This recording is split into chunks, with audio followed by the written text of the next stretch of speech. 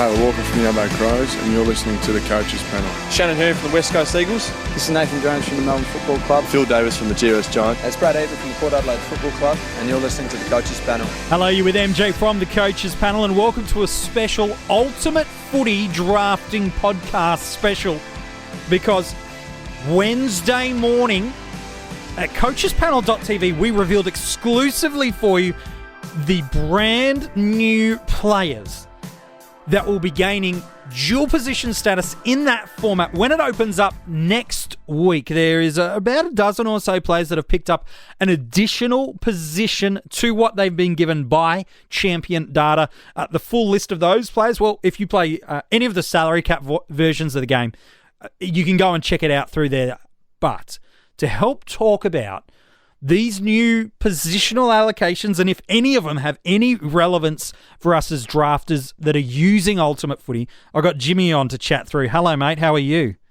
Hello, MJ. Hello, listeners. And if we are drafting, we're doing it through Ultimate Footy. There's nowhere else worth doing it through at this point. Look, it's one of. I think there's plenty of knocks on Ultimate Footy for some coaches. I can certainly understand that. But one of the really big benefits of it is it gives you that flexibility with your list and the options, the scoring system, lineup positions, trading rules, lockouts. It's so much, from my perspective, still the premium drafting platform, no matter if it's single, category, keeper, dynasty, whatever you do. In my opinion, it's still the premier drafting tool for fantasy coaches to use. No question at all. So let's talk about these brand new players that have gained a positional allocation in Ultimate Footy. You can check the article out and some of our first take at coachespanel.tv. Those that are gaining back or defensive status for us is Harry Cunningham, Sydney speedster. Now probably goes, Jimmy, from someone that was unrosterable, left on the waiver wire, to now someone that, at least deep in your draft, is someone you're considering on draft day. Yeah, I think so. And he's, like I say, no one was picking him before if he was a mid only, but with a little bit of dual position there, he becomes just a little bit relevant, a handy depth type. Well, you look at those last couple of weeks of the year, over his final 3 games, every single format, no matter how you choose to score the game, which is customizable in Ultimate Footy, he scored 86 or above in those final few games. So, look, while he's certainly not the player that you're going to go jump on in the 15th round of a draft, he's the kind of guy that he played 22 games, mid-70s average. Yes, it's, verging of unrosterable or not, but it's the kind of guy you go, look, he's got the capacity to go 80, 90, the odd ton here or there. That's not bad for your bench and your last emergency spots. Absolutely, and with him it is all about role and what sort of place he gets in the team, but if he can snag a mid-rotational tour, even if he's just playing as a permanent tagger, there's at least that potential that he's on or near the ball from time to time, and he's coming into that sort of age where he might just get a couple of decent scores. So he's not going to be a premium on any line, but he's a handy type to keep in mind. Yeah, no, I think so too. Another player gaining defensive or back status for us in Ultimate Footy is Gold Coast midfielder Jack Bowes. I was one that I was surprised he didn't get it initially from Champion Data, so I think it's a great decision from Ultimate Footy to award this to him. Probably with that mid-60s average, was very difficult to roster, even with the expected development and growth. And we saw that late last year with, his final 3 games in Dream Team and Fantasy scoring was 116, 82, 85. In Supercoach, it was 98, 99, and 80. So there was definitely potential as we saw him move into the midfield late in the year. But for me, he now, just in a single season, I do want to get your take on a keeper league in a moment, but in a single season, now there's some real excitement because those last few games, there's opportunities in that midfield. He becomes a real breakout defensive option for us this year. Oh, hugely. This kid is a jet. I'm all over him. I'm a big fan of the guy. I don't know if he'd have scored enough this year to warrant picking as a mid-only, but with that defence option, suddenly he doesn't have to get all the way there to become very, very relevant. No, he will have a few quiet games. Let's not overhype him too much. No. And it's not unreasonable to think he might only average 80 this year, but as a mid, like you said, that you don't pick him for that, but as a defender, he becomes very valuable. Yeah, he goes from, mid-60s, and he'll still have games in the 60s and in the 70s, and maybe the odd stinker in the 50s as well for us. But again, we're now talking about a guy that's pushing an 80 average, in my opinion, and it seems like you're very similar, that's now moving from unrosterable, undraftable midfielder to a D4 option, maybe even a D3 if he really breaks out for us. Yeah, for sure. And as you hinted in a keeper league, that's very exciting. Massively, because again, depending on how many you needed to keep, there's talent in this kid, but it was such a friction and a tension point for us. Now you're holding on to him, not just because of the potential, but because now he's likely to be on your field. Oh, yes, absolutely he is. And that trade value has just gone through the roof as well if he wasn't one that you were able to keep on either. No, exactly right. If you can go and get him now before the coach realises that he's picked up defensive status, now is your time. So good luck with that. Oh, absolutely. Or if you're holding him, but again, you're not sure if you want to keep him or not. Yeah, the value's gone up. List, now's a good time to sell him, and for all of those reasons we just mentioned. There's one other player that's added back status for us in Ultimate Footy, and that is Chris Maston. Again, similar to Bose, he now goes from kind of draft purgatory to probably someone that we can consider late in a draft. The only thing that you probably got to watch out for Chris Maston is the heat you get if you pick him on draft day. I was just going to say, I don't like the idea of picking him anyway. just having that name sitting on my lineup, it's cringe factor on that. But if we're objective about it, he is a player that can score on a reasonable sort of level from time to time, especially as a defender. And there are probably worse options you could pick in the final few rounds if that's what it came to. But no, I think all's fair in love and drafts, and we need to.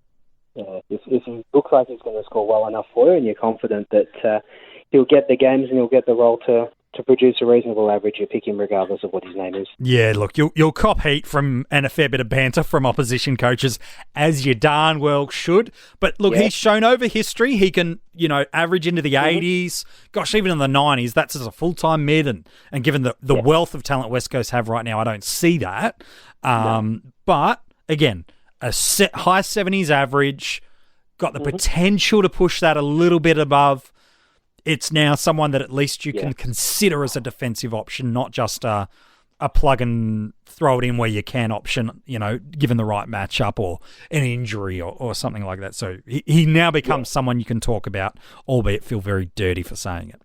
Oh, absolutely. And look, in a worst case scenario, for want of a better way of putting it, if we know Gaff is missing the first couple of games, if touch wood, the West Coast happen to drop another mid or two between now and round one, Maston is in the right spot to get a couple of pretty decent scores to open the year, in theory. And so if you can get those, and if you can get them in your back line, that makes a very nice start. And if you're able to find someone silly enough to take him off your hands after that at a decent price, then all the better for it. Fair enough, too. Let's talk about those that have gained midfield or centre status for us. I think it's fair to say with all these players, we'll kind of move through them quickly. None of them gain relevance for you because of it. It's only ever really the ruck and the defensive and the forward status that gain something for us. All this is going to give you is added flexibility within your squad, where you may have been forced to, during the year, drop a player out of your list to fill a bench spot or to fill an on-field role. Now, all of a sudden, it's added versatility and nothing else. Yeah, especially for your bench, and most of these players, I think, are bench options anyway. So it does work well from that point of view, but as you say, I think we can fly through them pretty quickly. Yeah, I think so. There are 4 players that have added centre status. Caleb Daniel from the Western Bulldogs, again, he's still a forward for you, and that's where he's going to keep that, so that's handy enough. Although that said, the only thing that adding centre status does as well from a relevance point of view is actually the opposite. It makes them less relevant if they happen to be playing clearly as someone like Caleb Daniel, Yep. if he plays a half-back role for most of the year, Then you're and screwed. pick up defensive status. Yep, and that's a So fair shout. It is something to bear in mind from that too. Yep, no, that's a good point. It's one of those dualities, isn't it, where it gives them some flexibility and hurts you, potentially on the other side. Kane Lambert, a regular in the Tiger midfield unit. I think that's a great pickup of him gaining that centre status. Alan Christensen. Yeah, probably should. Alan Christensen, again, just gives you added flexibility and nothing else with him also adding centre status to his existing forward. And same with Sam Petrevski-Seton. For Carlton to continue to evolve as a footballing unit. Yes, he's always going to need that, some of that speed and craft and skill through the forward line, but he spent enough time through the midfield last year and he needs to spend more time again there this year. So, can't argue with any of those calls from Ultimate Footy. They're all good ones, I think. I think so too. There's a couple of inclusions into the ruck line. Oscar McInerney is a handy one purely just because if he did spend a lot of time forward last year, but as you kind of look at his numbers throughout the back part of the year, and it did impact Stephen Martin's scoring as well, is you can start to see this ruck role for Stephen gradually decrease in patches throughout the year, and then you can see Oscar's scores going up as well. I think the other reason it helps you with Big O is just if you're looking for a handcuffing option for Stephen Martin, then it's pretty much I'll get Steph in the top 5, 6, 7 rounds, depending on where you feel comfortable with your draft strategy for picking up rucks. And then I'll just get Big O with one of my last few picks. Oh, absolutely, because no one else is picking him other than just try and screw you over. Yeah. It makes perfect sense. And look, we've been talking it feels like for years and years now that Stephen Martin has to slow down eventually and no longer be the number one ruck. Is it going to be this year? Who knows? But it is a handy handcuff type to have if you can get it. Yeah, I agree with that. Rowan Marshall's similar, but a bit different. But I suppose you could say it's the same for Oscar as well. Is picking up that ruck status again. You can certainly handcuff him with who I think is the likely number one ruckman for the Saints. We spoke about in the 50 Most Relevant a couple of weeks ago now. The articles at coachespanel.tv, the podcast, you can grab it the same way you're hearing this.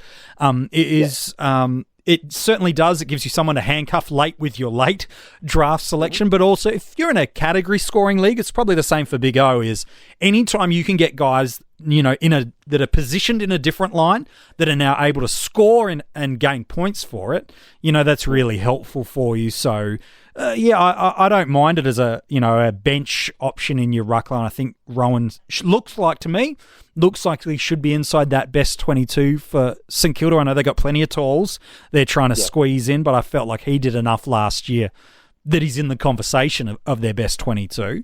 Are you thinking the same? It's just a late link up with Billy Longer and that's it?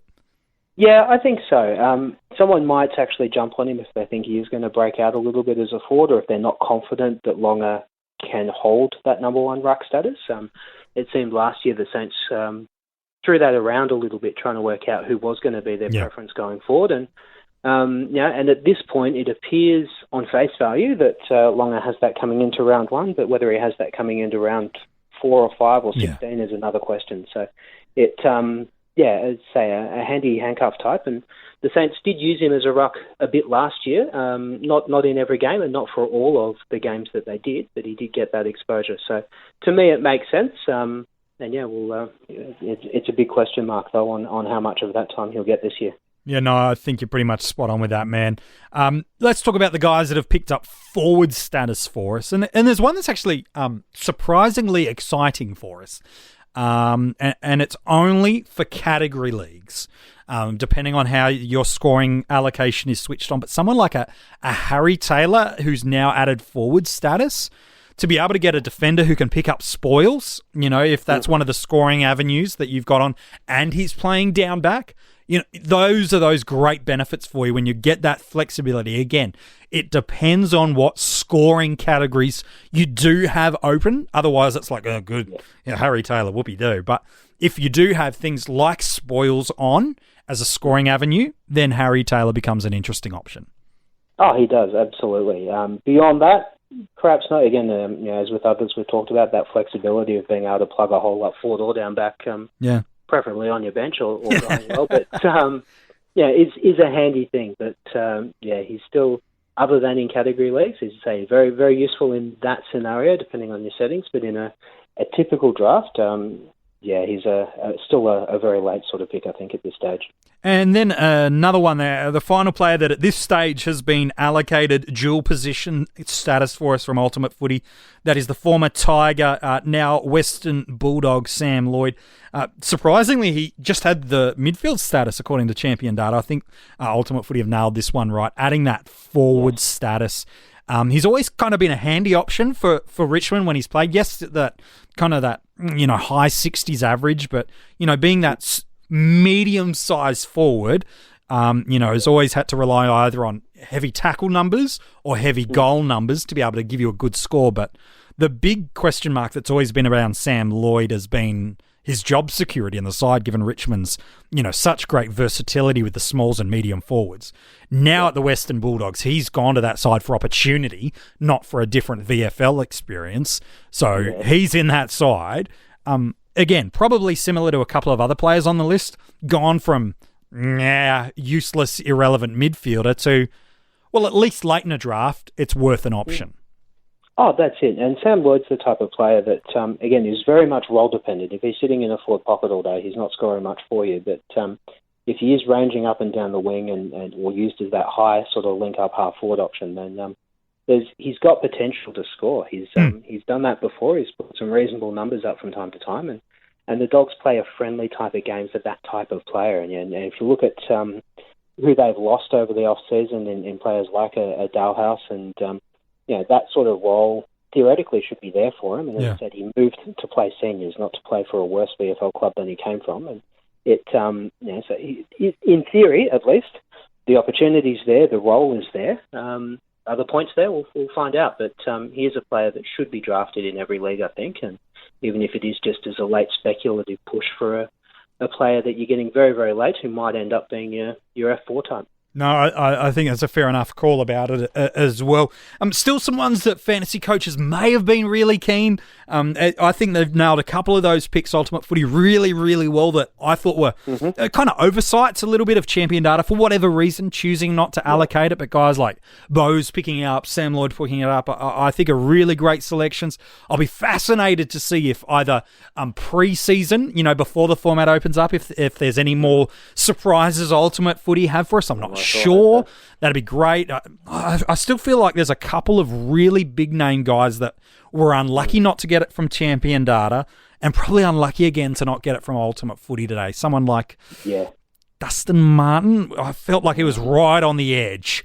And it is, again, probably right on the edge and really unlucky to miss it. And so, gosh, it'd be nice if maybe either early season in a new seasonal pickup, again, if he's playing the role, sure. But, I wonder if there's any more surprises Ultimate Footy have for us in store before the format opens next week. Oh, wouldn't that be just lovely to, just on the eve before they open up, to go, hey, guys, guess what? We've got a couple more. Yeah, that'd be nice. I'm very hopeful. Well, fingers crossed. We'll see what happens. We'll keep you up to date. Right throughout the year at coachespanel.tv, we'll be working with Ultimate Footy to reveal to you who are the players that are gaining a dual position status. We don't pick it. They just tell us and we just publish it. That's how it kind of works. But anytime you want to check out all the draft content, there's plenty more coming now that the format's Dream Team is now open up as well to go with all your salary cap formats. Ultimate Footy next week. You'll start seeing more and more draft content coming from us at coachespanel.tv as well. It's starting to get into the teens of the 50 most relevant. Hey, Jimmy, appreciate you jumping on for this special podcast. No worries at all, mate. Anytime. Always love chatting drafts. Yes, I know you do. If you want to go and check out the article and some of our thoughts on these players, that's at coachespanel.tv. The articles are the 50 most relevant. Our club-by-club analysis, that is there. If you want some early access content to the 50 most relevant podcasts and some other exclusive access content, our Patreon members, you're getting that. And if you want to join, you can do that over at coachespanel.tv. The pre-season is really hotting up, and we love doing the journey with you so far in 2019.